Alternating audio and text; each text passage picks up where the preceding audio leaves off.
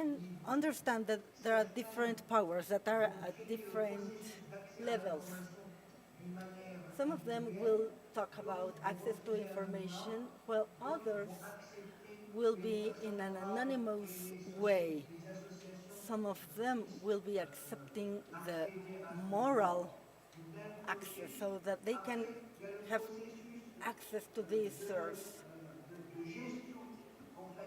This management process takes place when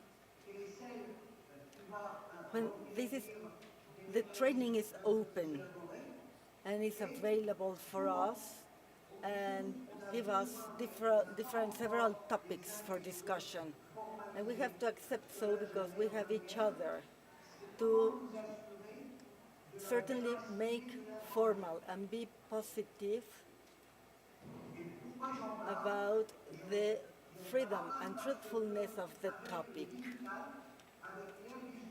This is why in the digital era there is a sound acceleration in terms of the source of information, because information is at haste of being breached. So before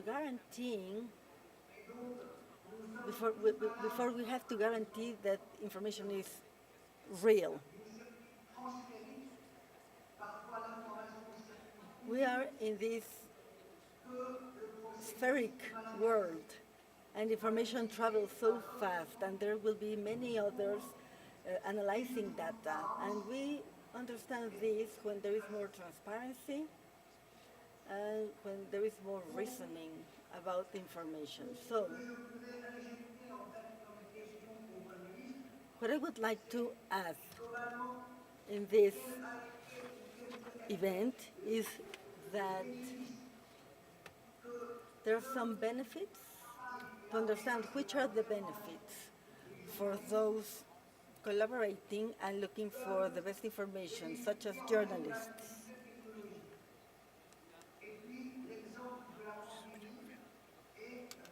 And they can do so. For example, during pandemic, the pandemic sustained, let's say this was kind of an assistance, a point of reaction. And during pandemic, we were all having the very same technological advances or benefits. And this is why, no, this is how we can perceive this trend at this speed, the speed of information, the speed information travels before it is duly verified, before it is spread, it should be verified. So, as of today,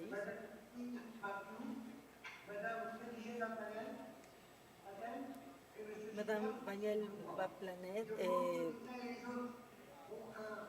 Monsieur Gilbert Sedungwa, they have this long journey, and they can split into different groups so that each of them will be having their time to discuss and broaden about this subject matter. So I am here suggesting to start first with ladies. So I am inviting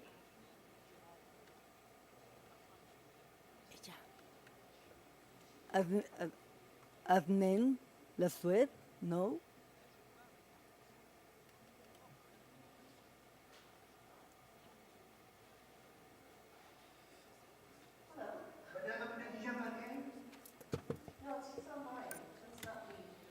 Hola, hola, soy yo. Soy Khadija. Khadija está en línea, no yo. No soy yo. Muchas gracias. ¿Me habrás escuchado? Have you heard me? Madame Khadija Patel.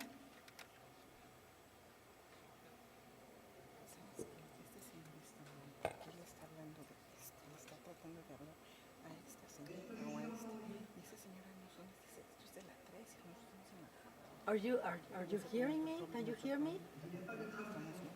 ¿O no hay traducción? Is there any interpretation available? Can you hear me? Non, mais qu'est-ce que me dit là?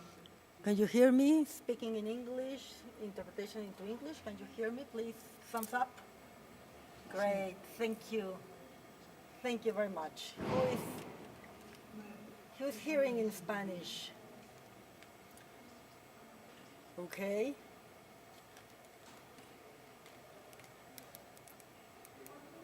Can you parle?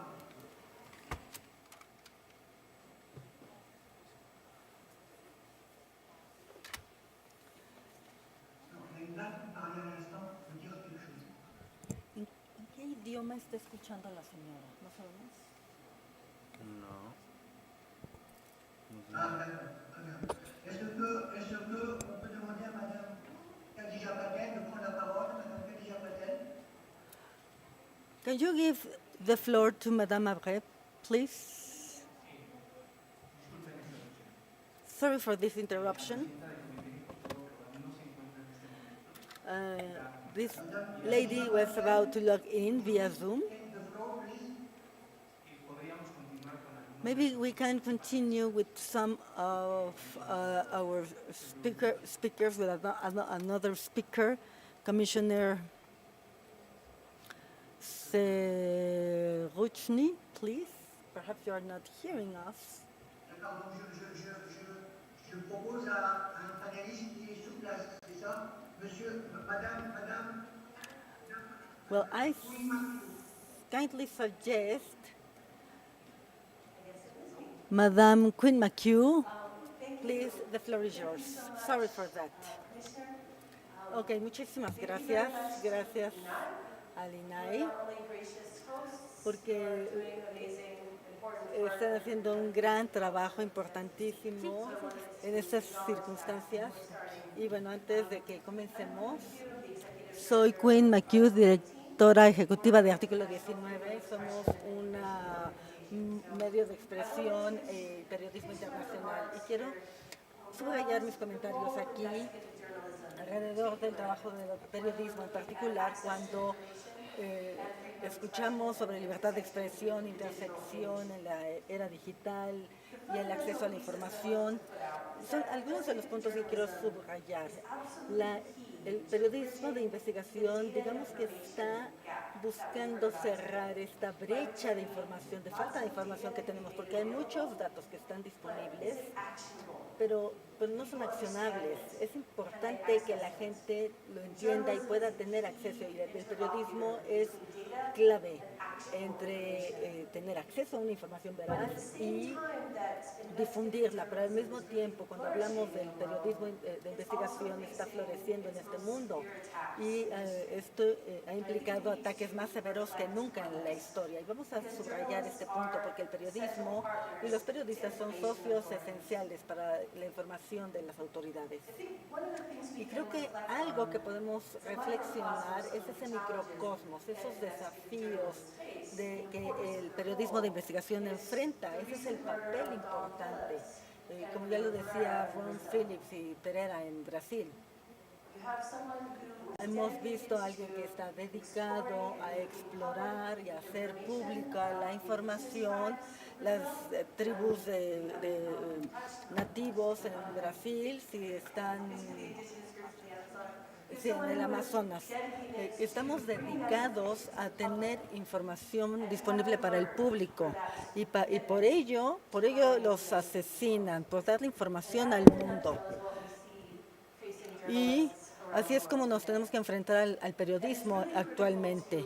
Y es muy importante decir que esto no solamente es un ataque a los periodistas, es el derecho de saber y acceso a la información, sino es un ataque a la democracia per se. En el artículo 19 hablamos sobre el índice de diferentes democracias, el índice Biden, y vemos la democracia en todos los países, en más o menos 300 y tantos indicadores. Y lo que estos datos nos han mostrado de manera consistente es que actualmente la democracia está en su nivel más bajo que en los últimos 30 años. Prochains 30 ans. And there are a lot, et ce tableau est assez important de los attaques, que c'est la manque d'information et la clôture d'expression. Pendant les 30 ans après, nous voyons que cette tendance est critique et nous voulons savoir comment notre société est influencée surtout cette attaque aux journalistes. Parce que tous ceux qui sont dans le pouvoir ne peuvent pas contrôler l'information, la narrative pour le pouvoir. Et ce sont les raisons principales pour lesquelles est très important pour tout le monde. Et nous savons aussi que c'est un défi. C'était un défi, les droits des hommes, les droits de la terre, les droits au savoir, et aussi de tous les attentats contre les journalistes. Cette année, nous avons 40.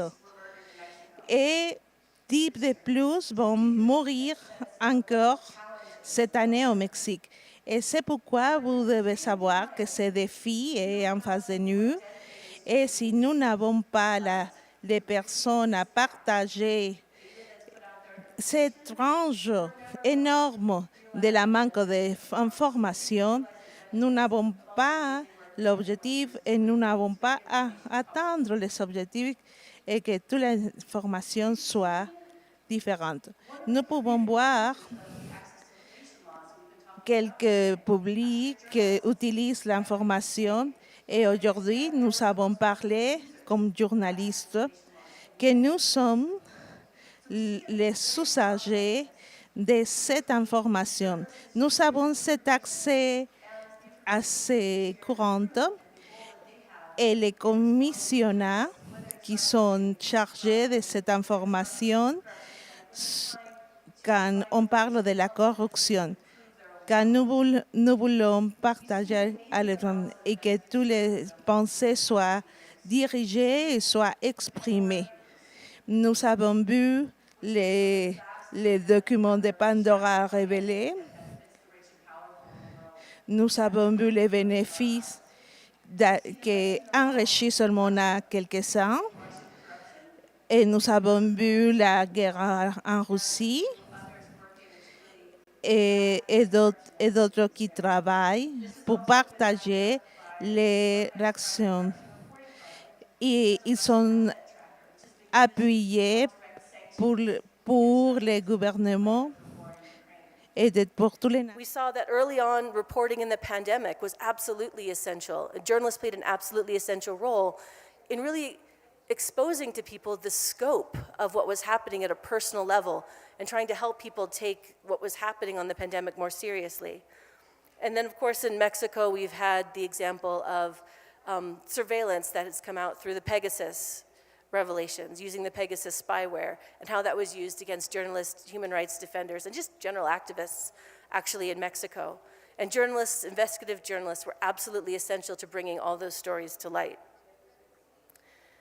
One thing that's also really important in these stories, in these wins of investigative journalism recently, has been that these advances have really been enabled by technology.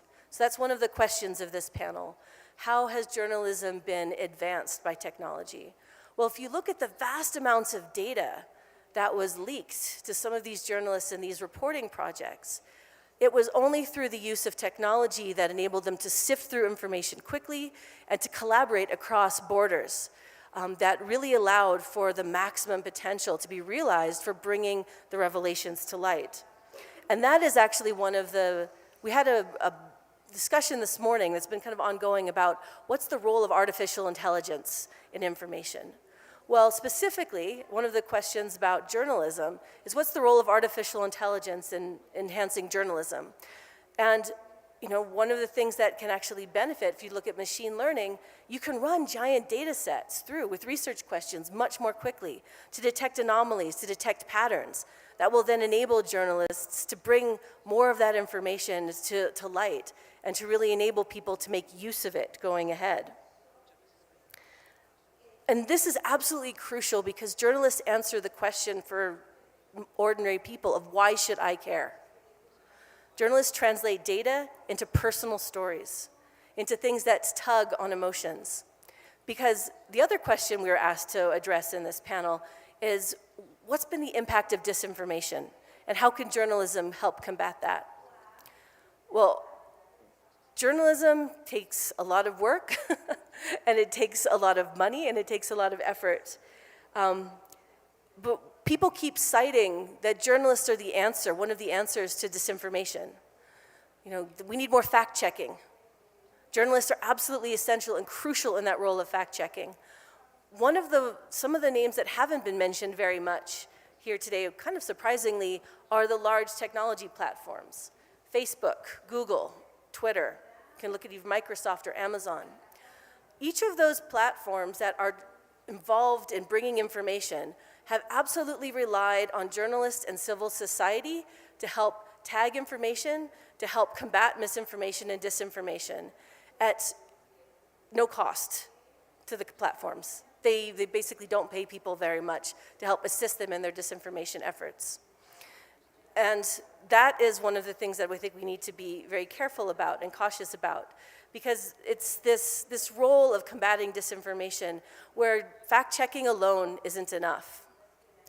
We need some of these artificial intelligence tools to help us flag up data and information that's inauthentic, that can help combine with the role of investigative journalists to help bring the truth out. One of the things that actually gives me a lot of hope about the future of journalism and the future of fact-checking and combating disinformation is actually what has happened early on in Russia's war in Ukraine, where we saw fact-checking happening in real time. People were crowdsourcing what the troop movements were, what was happening in different places. They were able to counter Russia's disinformation immediately and, in effect, neuter it for the first portion of the war. Now, that is an example of how technology and how connectivity can help really push forward the truth and help combat against this idea that where disinformation is inevitable and that it's inevitably going to erode democracy. These are examples of how it can be pushed in a different way. Just wanted to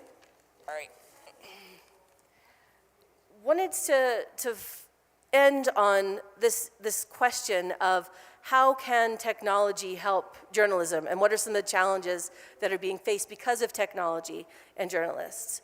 Well, one of the biggest challenges facing true journalism today is what we like to call the business model problem of the tech platforms. The tech platforms right now make the vast majority of the money from advertising that used to go to the journalists, used to go to media houses.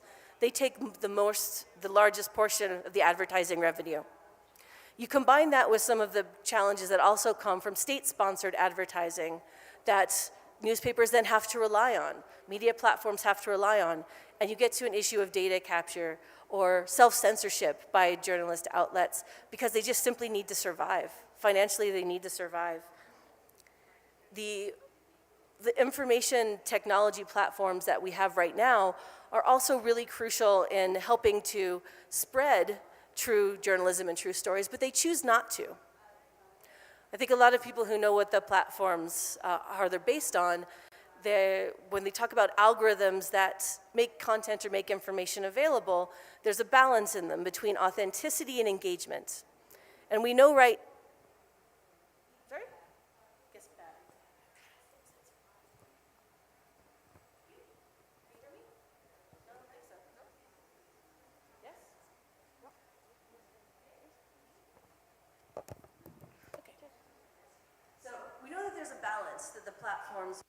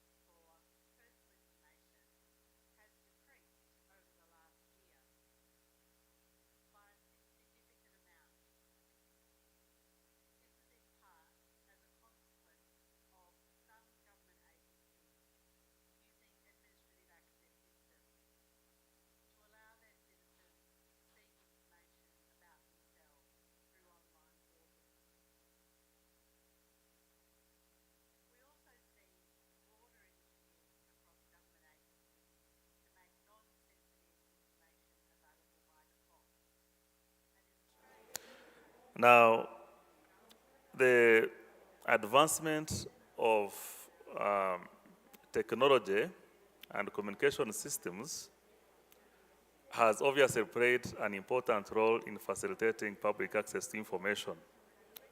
But on the other hand, it has also provided fuel for disinformation.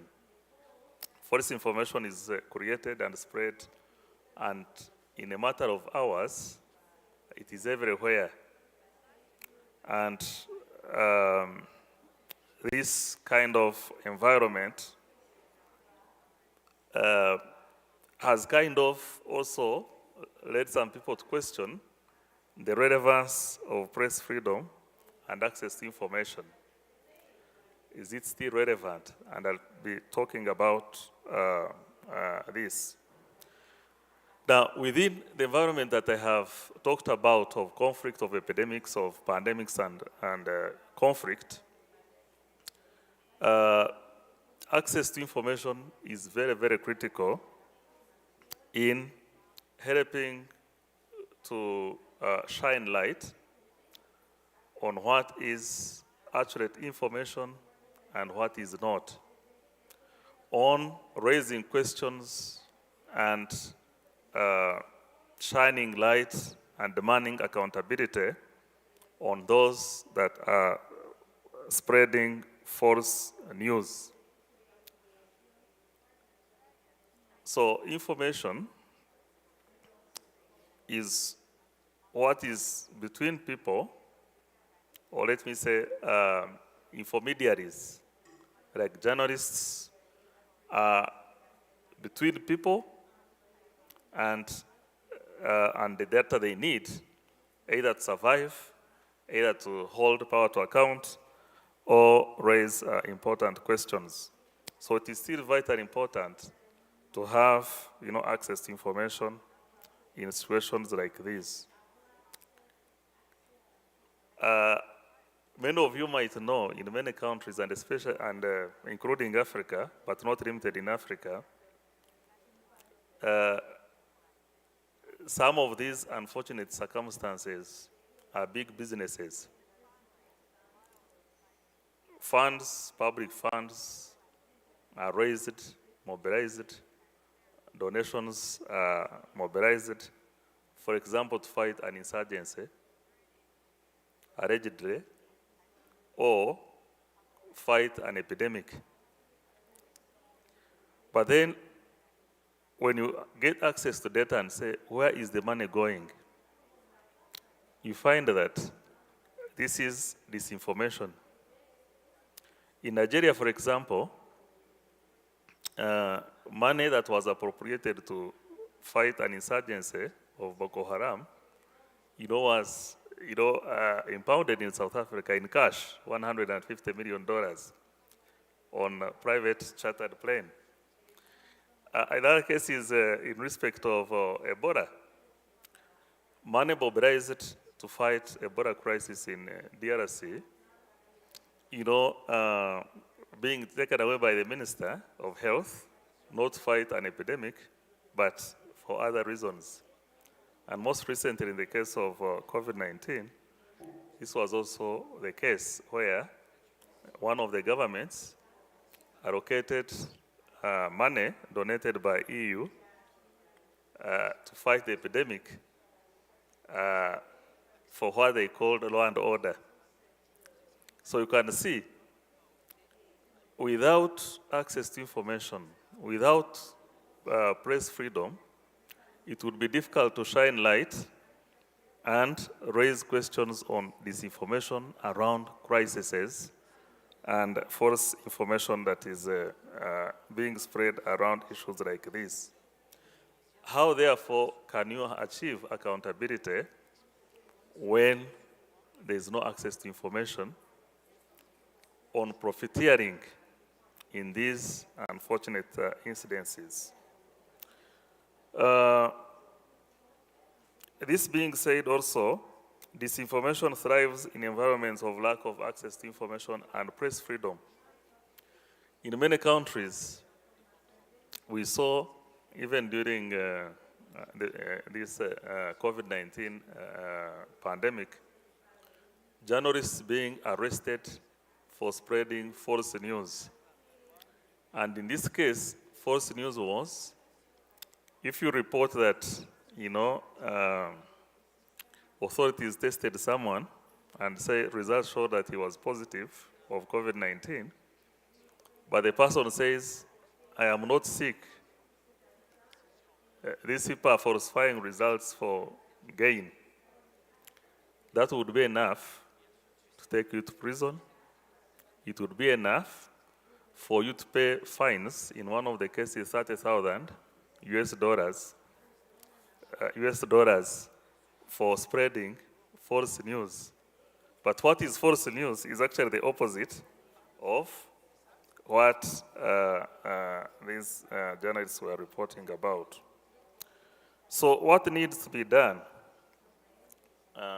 What are the needs of journalism in this environment? Trust deficit has expanded in this environment that I've talked about. And this has not left out journalists also and media houses. And among others, issues around media ownership, issues around revenue and who pays for, who gives businesses to these media houses, have kind of led to public undermining trust in these media houses.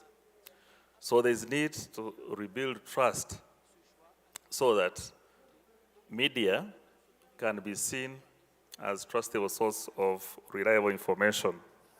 Secondly, there is need to strengthen capacity of media houses on content on these crises, whether they are insurgency or health or otherwise, so that there is greater depth and capacity in recording, not just what officials claim that this is about, and pushing back on legislations and other measures that are being introduced to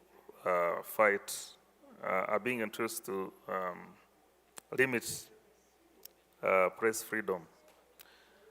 Now, what would then be the role of information commissioners in this space? In the previous session, a number of recommendations have come up, and I think Helen was talking about, signing fundraising and things like that.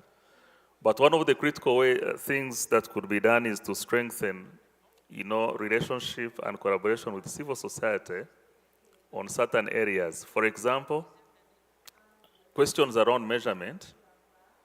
I think civil society could play an active role in measuring the different kinds of indicators that would be of value to information commissions and ICIC.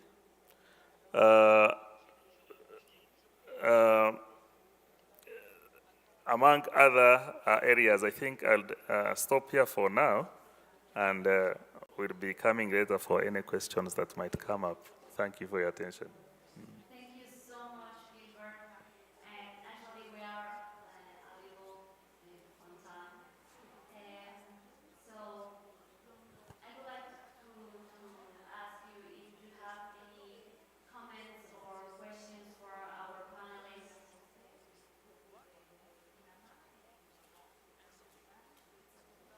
Thank you. The people you raised her hand. Please go ahead. Okay, yeah. Thank you so much, Quinn, for that very helpful, enlightening presentation. You touched on a very important area of access to information, and that's investigative journalism. Apart from the challenges that you mentioned, we have a case in my country, Malawi, where the Center of Investigative Journalism chapter Recently, the editor was arrested, and their website was actually hacked because we are trying to stop them from publishing very sensitive information, where the British government and the Anti-Corruption Bureau in Malawi are investigating very corrupt cases. Huge amounts, millions of US dollars have been stolen. And now you spoke about the need for financial support in order to ensure that they are able to stand to disinformation. But even in that case, their security also has become very, very important. They are vulnerable. Now in Malawi, we call them the pangolin species because they are endangered species. So they are like pangolins. And everybody is just looking, for them and their lives. It's a very, very precarious situation. What do we do? We used previously to have, I remember when we had programs like the open contracting program, through the open government partnership, would support investigative journalists. But looks like now it's becoming difficult to support investigative journalists. And perhaps as information commissioners, apart from playing the role of advocacy and trying to help them, perhaps we could also find ways to provide security to them. The Malawi situation is a very pathetic situation, and I think acting as intermediaries also is becoming very, very dangerous and insecure. Thank you. Thank you. I'm not sure if there was a specific question there, but first of all, it's really good to see you. I haven't seen you in 2 years, so it's lovely to see your face again. But you're highlighting something that I touched on at the beginning, which is that I think you called them endangered species. I think in a lot of places in the world, like investigative journalism is actually in danger. Taking for example in Mexico, there's some places where journalists just can't go. There's like news blackouts in areas in Mexico, and it's not the only place in the world. And so this raises the question of, what can states do? We talked a little bit about, or what can be done, I should say, because oftentimes, as you're pointing out, the problem is the state. And in cases where the problem is the state, what are some of the remedies and what are some of the mechanisms there? And it's incredibly hard. I think one of the panelists who I think couldn't make it was Khadija.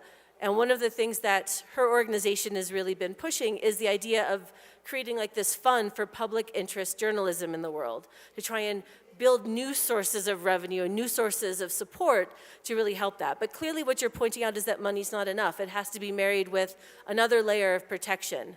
And typically we talk about what can be done to help train journalists, to look at self-protection, but we know that's not sufficient as well.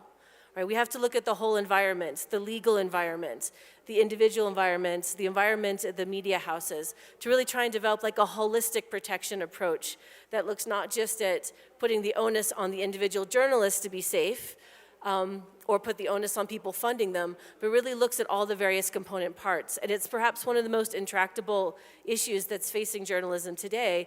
We know that impunity is between 98 and 100% for attacks on journalists, not just killings, but just general attacks. And so given that there's no accountability for these violence, they perpetuate. And this is one of the most endemic things. And one of the things we like to point out is the intersection between democracy and freedom of expression is because too often the attacks on the media are seen as a symptom of democratic decline. When actually I think the important thing, the mental switch that has to happen, is they're not a symptom. Attacks on information and expression don't happen because a country is autocratizing. They happen as part of the path towards autocracy.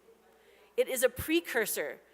As Gilbert was saying, it's about narrative control. You control the narrative, you control a population, you control the resources. And so that's one of the key things I think we have to advocate more for, is for governments, civil society, whichever, to recognize that attacks on expression are actually much more dangerous than they're given credit for.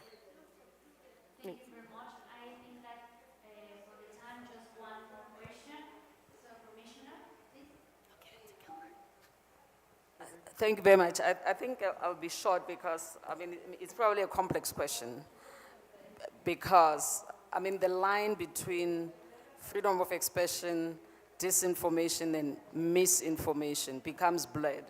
I had it in one conference when I tried to find out where the line is. One journalist said to me, if it's news, it's not misinformation. If it's misinformation, it's not news. And that did not help me where to draw the line. So where's the line? Disinformation, misinformation, freedom of expression. Sorry? Okay.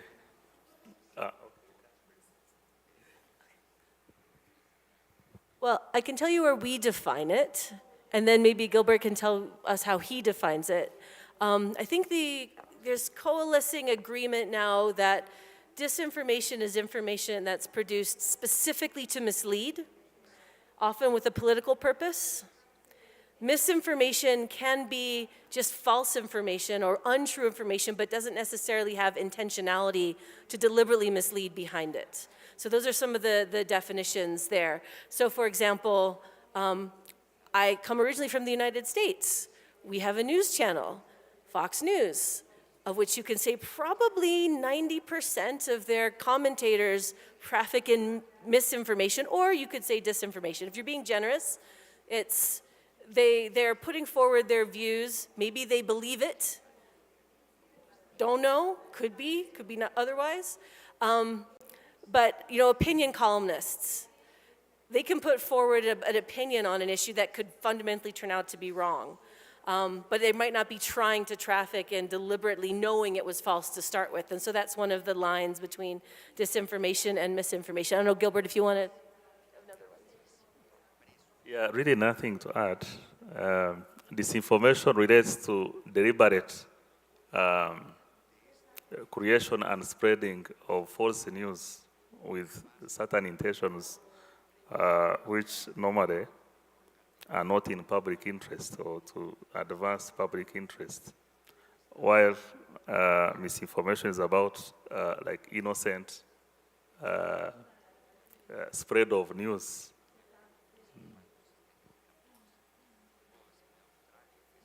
Thank you so much. Well, what do you think, Chris? Because you are the relator. Yes. Well, I have an idea. No, because the spirit of the rapporteur on this session is to get to know the other people that who didn't came here, could participate and get to know which were the main points. So, Chris, one more question, and we can go directly in there, no, in order to give to all the assembly your review. Yeah. So, please. Thank you. To Quinn principle, I want to know if Article 19 had some program to protect the work of information commissioners around the world. I ask this question because here in Mexico, we have cases of information commissioners to get to prison, are in jail, just one day after they finish in their work. And there are some evidence, or at least I saw it that way, that this may be the case because of the work they did in their office. Because in some cases, the media ask for information to the government doesn't want to deliver, don't want to deliver it. So we order it to deliver the information, and that makes the government get angry. So when they, or when we finish our job, our work, or period in the office, there are 3 cases right now in Mexico. We have 3 ex-commissioners that are in jail right now, and presumably because of their work. And I want to know if Article 19 or some other association in the world had something to do or are watching this kind, because we are intermediates between the press and the government. So when they attack us, the information commissioners, they are attacking the media, they are attacking freedom of press, they are attacking freedom of information, they are attacking democracy in some respect. So I just wanted to note that. Thank you. Thank you. The short answer is we do want to help protect information commissioners. The longer answer is I don't think in all of the countries that we work that we have specific programs specifically looking at that as a specific threat model.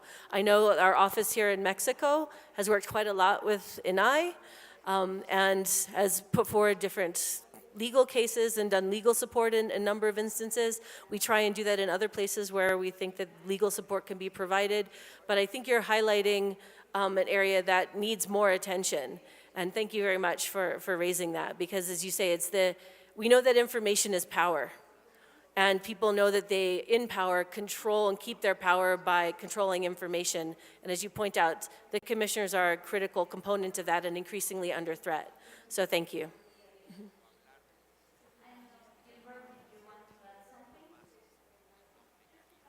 Yeah, I think this extends the list that has already been identified of and termed as endangered species.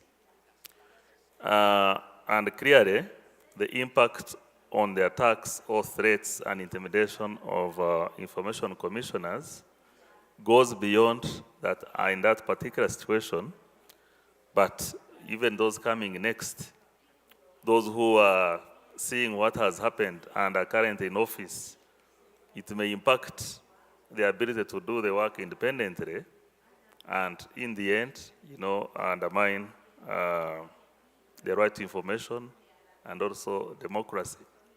So the big question is then, how do you defend and protect this beyond looking at the individual commissioners or persons in that situation? I think that's what is needed. And I think that debate is bigger or should be bigger and maybe a topic of the ICIC. So thank you very much to all the participants. Chris, our rapporteur, Chris is our commissioner from Philippines. So I think that it is like a good idea to have the representation of a regular body here, and from different regions, because we have challenges with very big scopes. So thank you for your participation. Thank you for being here, for your all the knowledge that you share. So now it's time to go back to the no, because he's our rapporteur.